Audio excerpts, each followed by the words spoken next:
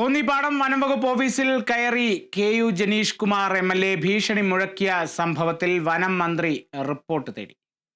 ദക്ഷിണ മേഖല chief forest കൺസർവേറ്ററോടാണ് report തേടിയത്.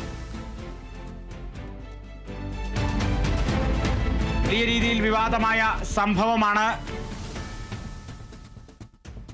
MLA വനംവകുപ്പ് ഓഫീസിൽ കയറി വലിയ രീതിയിൽ ഭീഷണി മുഴക്കിയിരുന്നു. അതിനെ തുടർന്ന് നടപടികളൊക്കെ വേണമെന്നുള്ള തരത്തിലും വാദങ്ങൾ ശക്തമായിരുന്നു. ഇപ്പോൾ കോന്നിപ്പാടം വനംവകുപ്പ് ഓഫീസിൽ കയറി ഭീഷണി മുഴക്കിയ KU ജനീഷ് കുമാർ, അദ്ദേഹത്തിനെതിരെയും നടപടികളൊക്കെ വേണമെന്ന് വീണ്ടും പലതരത്തിൽ രാഷ്ട്രീയ കക്ഷികളടക്കം വാദങ്ങൾ ഉയർത്തുന്നൊരു സാഹചര്യത്തിലാണ് സംഭവത്തിൽ വനം മന്ത്രി റിപ്പോർട്ട് തേടിയിരിക്കുന്നത്.